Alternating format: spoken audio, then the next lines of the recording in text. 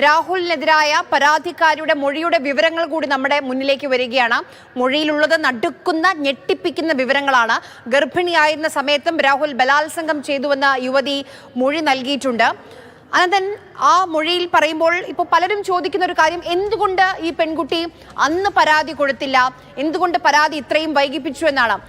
ആ കുട്ടി ശരിക്കും പരാതി കൊടുക്കാൻ ഒരു സമയത്ത് ഒരു ഘട്ടത്തിൽ ആലോചിച്ചിരുന്നു പോലുമില്ല.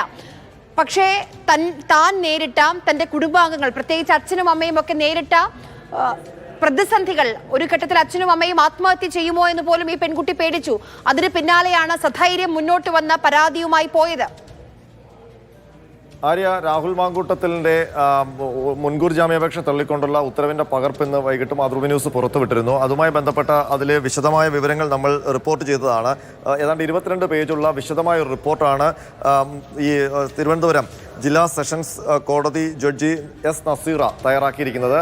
ആ ഉത്തരവിൽ പറയുന്നത് രാഹുൽ മാങ്കൂട്ടത്തിൽ നടത്തിയിരിക്കുന്ന കൃത്യങ്ങൾ, അതായത് ഈ ശാരീരിക ബന്ധം അടക്കമുള്ള കാര്യങ്ങൾ, അത് ഉഭയസമ്മത പ്രകാരമുള്ള നടപടി എന്ന രീതിയിൽ ലഘൂകരിച്ച് കാണാൻ കഴിയില്ല എന്നുള്ളതാണ് പ്രധാനപ്പെട്ട നിരീക്ഷണം കോടതിയുടേത്. മാത്രമല്ല, പെൺകുട്ടിയുടെ മൊഴിയുമായി ബന്ധപ്പെട്ട ചില കാര്യങ്ങൾ പരാമർശിച്ചുകൊണ്ട് കോടതി പറയുന്നത് ഗുരുതരമായ കുറ്റകൃത്യം പ്രഥമ ദൃഷ്ട്യാ തന്നെ വ്യക്തമാകുന്നുണ്ട് എന്നാണ്. മാത്രമല്ല, ഈ ഗർഭചിത്രം അടക്കം നടത്തിയിരിക്കുന്നത് ആത്മഹത്യാ ഭീഷണി മുഴക്കിക്കൊണ്ടാണ് രാഹുൽ മാങ്കൂട്ടത്തിൽ എന്ന കാര്യവും അതിൻ്റെ തെളിവും കോടതി എടുത്ത് പരാമർശിക്കുന്നുണ്ട്. അങ്ങനെ വിവിധ കാര്യങ്ങൾ, അതായത് ആദ്യത്തെ ശാരീരിക ബന്ധത്തിന് ശേഷം തുടർച്ചയായി നടന്ന ശാരീരിക ബന്ധങ്ങളെല്ലാം ഭീഷണിപ്പെടുത്തിയാണ് എന്നും കോടതി നിരീക്ഷിക്കുന്നുണ്ട്. അപ്പോൾ രാഹുൽ മാങ്കൂട്ടത്തിലിന്റെ ഉഭയസമ്മത പ്രകാരം ഉള്ള ബന്ധം, അതിനൊപ്പം തന്നെ ഗർഭഛിദ്രം പെൺകുട്ടി സ്വന്തമായി ചെയ്തത് എന്നുള്ള വാദവും പൂർണ്ണമായും കോടതി നിരാകരിക്കുകയാണ്. എന്നിട്ടാണ് കോടതി പറയുന്നത് ഇയാൾ MLA ആയതുകൊണ്ട് സാക്ഷികളെ സ്വാധീനിക്കാനും ഭീഷണിപ്പെടുത്താനും ഒക്കെയുള്ള സാധ്യത ഉള്ളതുകൊണ്ട് മുൻകൂർ ജാമ്യം നിഷേധിക്കുന്നു എന്നുള്ളത്. അതിനൊപ്പം തന്നെ പെൺകുട്ടി പോലീസിന് നൽകിയ മൊഴിയും രഹസ്യമൊഴിയും പരിഗണിച്ചുകൊണ്ട് ആ മൊഴിയിലെ പരാമർശങ്ങൾ കൂടി ഈ റിപ്പോർട്ടിലുണ്ട്. ആ മൊഴി വായിക്കുമ്പോൾ എന്താണ് ആക്ച്വലി ഈ രാഹുൽ മാങ്കൂട്ടത്തിലും പെൺകുട്ടിക്കും ഇടയിൽ സംഭവിച്ചതെന്നുള്ളത് സംബന്ധിച്ചൊരു ചിത്രം കൂടി കോടതി വരച്ചിടുന്നുണ്ട്. അതിൽ ആ മൊഴിയിൽ, കോടതി റിപ്പോർട്ടിൽ ഉൾപ്പെടുന്ന മൊഴിയിൽ പറയുന്നത് രാഹുൽ മാങ്കൂട്ടത്തിലും താനും പരിചയപ്പെടുന്നത് എൻ്റെ വിവാഹ ജീവിതം, അതായത് പെൺകുട്ടിയുടെ വിവാഹ ജീവിതം തകർന്നതിന് ശേഷമാണ്. അത് ഒരാഴ്ച മാത്രമേ നിലനിന്നുള്ളൂ എന്ന് പെൺകുട്ടി മൊഴിയിൽ പറയുന്നുണ്ട്. അതിനുശേഷം രാഹുൽ മാങ്കൂട്ടത്തിലിനെ അടുക്കുമ്പോൾ രാഹുൽ മാങ്കൂട്ടത്തിൽ ഒരു ആശ്വാസിപ്പിക്കുന്ന ആളായിട്ടാണ് തൻ്റെ ജീവിതത്തിലേക്ക് വന്നത്. ഈ സ്വന്തം ജീവിതത്തിൽ സംഭവിച്ച ഈ വൈവാഹിക ബന്ധത്തിൻ്റെ തകർച്ചയിൽ രാഹുൽ മാങ്കൂട്ടത്തിൽ ആശ്വാസ വചനങ്ങൾ പങ്കിട്ടുകൊണ്ട് സൗഹൃദം സ്ഥാപിച്ചു. അത് സോഷ്യൽ മീഡിയയിലൂടെയാണ്. അതിനുശേഷം തൻ്റെ സ്വന്തം ജീവിതത്തിൽ ജീവിതകാലം മുഴുവൻ കൂട്ടാം എന്നുള്ളൊരു ഉറപ്പ് നൽകുന്നു. അതിനൊരു കാര്യം കൂടി പറയുന്നുണ്ട്, ഒരു കുഞ്ഞുണ്ടായാൽ തൻ്റെ ജീവിതത്തിലൊപ്പം കൂട്ടാം എന്ന് രാഹുൽ മാങ്കൂട്ടത്തിൽ പറയുന്നു. അങ്ങനെയാണ് ഒരു ശാരീരിക ബന്ധത്തിന് മുതിർന്നത്. പിന്നീട് തൻ്റെ ഈ പ്രൈവറ്റ് ആയിട്ടുള്ള മൊമെന്റ്സ് അത് ചിത്രീകരിച്ച് അത് കാണിച്ച് ഭീഷണിപ്പെടുത്തി വീണ്ടും ബലാത്സംഗം ചെയ്തു എന്നാണ് ആ പെൺകുട്ടി പറയുന്നത്. അപ്പോൾ പിന്നീട് പ്രഗ്നൻ്റ് ആണ് എന്ന് അറിയുമ്പോഴും ആ പ്രഗ്നൻസി പീരീഡിലും രാഹുൽ മാങ്കൂട്ടത്തിൽ ഭീഷണിപ്പെടുത്തി ബലാത്സംഗം ചെയ്തു എന്ന് പറയുന്നുണ്ട്.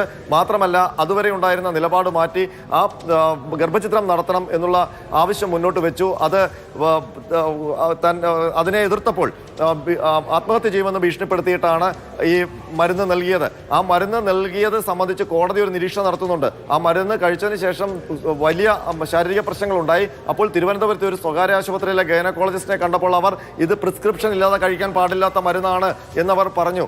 അത് അവരുടെ മൊഴി കൂടി കോടതി ചൂണ്ടിക്കാട്ടുന്നുണ്ട്. അതുകൊണ്ട് തന്നെയാണ് കോടതി നിരീക്ഷിക്കുന്നത് ഈ പ്രഗ്നൻസി കളയാനുള്ള നീക്കം രാഹുൽ മാങ്കൂട്ടത്തിൽ നടത്തിയത് ആത്മഹത്യാ ഭീഷണി മുഴക്കിക്കൊണ്ടാണ് എന്നുള്ള കാര്യം. ഒപ്പം പെൺകുട്ടി പറയുന്ന മറ്റൊരു കാര്യം, താൻ ശബ്ദരേഖ അടക്കമുള്ള തെളിവുകൾ തൻ്റെ സുഹൃത്തായ മാധ്യമപ്രവർത്തകയ്ക്ക് കൈമാറിയിരുന്നു. പക്ഷേ തൻ്റെ അനുവാദമില്ലാതെയാണ് അവർ അത് പുറത്തുവിട്ടത്. അതിനുശേഷം തനിക്ക് പരാതി നൽകണമെന്നുണ്ടായിരുന്നു. പക്ഷേ രാഹുൽ മാങ്കൂട്ടത്തിൽ തൻ്റെ ജീവിതത്തിലേക്ക് തെറ്റുകൾ മറന്ന് തിരിച്ചു വരും, ആനന്ദകരമായൊരു ജീവിതം കിട്ടും എന്ന പ്രതീക്ഷയുണ്ടായിരുന്നു. അതുകൊണ്ടാണ് അത് പ്രതീക്ഷിച്ചിരുന്നത് കൊണ്ടാണ് ഈ പരാതി നൽകാൻ വൈകിയത്. പക്ഷേ തന്നെ പറ്റിയുള്ള വിവരങ്ങൾ പുറത്തു വരികയും തൻ്റെ ബന്ധുക്കളടക്കം ആത്മഹത്യാ മുനമ്പിലേക്ക് പോവുകയും ചെയ്തപ്പോൾ ഗത്യന്തരമില്ലാതെയാണ് പരാതി നൽകാൻ തയ്യാറായത്. വളരെ വേദനിപ്പിക്കുന്ന കാര്യങ്ങളൊക്കെയാണ് അതിലുള്ളത്. വിശ്വസിച്ചാണ് ഈ രാഹുൽ മാങ്കൂട്ടത്തിലുമായുള്ള ചാറ്റുകൾ പോലും ഈ പെൺകുട്ടി മറ്റൊരു മാധ്യമ പ്രവർത്തകയ്ക്ക് പങ്കുവെച്ചത്. അത് തന്റെ അനുവാദമില്ലാതെ പങ്കുവെച്ചു, അതായത് മാധ്യമങ്ങളിലൂടെ പുറത്തുവിട്ടു എന്നുകൂടി പരാതിക്കാരി പറയുന്നുണ്ട്.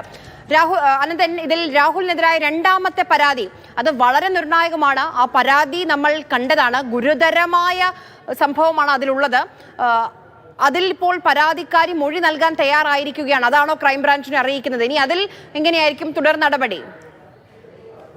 ആര്യ, ഇന്നലെ വൈകിട്ടാണ് ഈ പരാതിയുമായി ബന്ധപ്പെട്ട കേസ് രജിസ്ട്രേഷനിലേക്ക് പോയത്. അതായത് KPC പ്രസിഡന്റ് ലഭിച്ച പരാതി സംസ്ഥാന പോലീസ് മേധാവിക്ക് ഫോർവേഡ് ചെയ്യുകയായിരുന്നു. ആ പരാതിയാണ് ക്രൈംബ്രാഞ്ചിലേക്ക് വന്നത്. അതിനുശേഷം അതിലെ ലീഗൽ സൈഡ് പരിശോധിച്ച ശേഷമാണ് ക്രൈംബ്രാഞ്ച് ആസ്ഥാനത്ത് കേസ് രജിസ്റ്റർ ചെയ്യുകയും പുതിയൊരു SIT അതിൻ്റെ അന്വേഷണത്തിനായി നിയോഗിക്കുകയും ചെയ്തത്.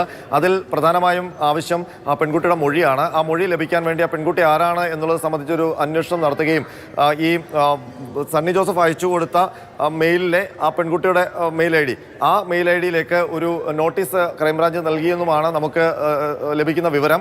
അതിന്റെ അടിസ്ഥാനത്തിൽ ആ പെൺകുട്ടി മൊഴി നൽകാൻ തയ്യാറായി എന്നുള്ള വിവരവും ഇപ്പോൾ പുറത്തു വരുന്നുണ്ട്. പക്ഷേ അത് സംബന്ധിച്ചുള്ള സ്ഥിരീകരണം കൂടി ആവശ്യമാണ്.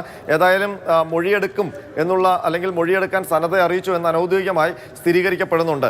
ഏതായാലും അതിനുള്ള മറുപടി രേഖാമൂലം വന്നു എന്നാണ് നമുക്ക് മനസ്സിലാക്കാൻ കഴിയുന്നത്. ആർ അനന്തകൃഷ്ണനാണ് വിവരങ്ങൾ നൽകിയത്.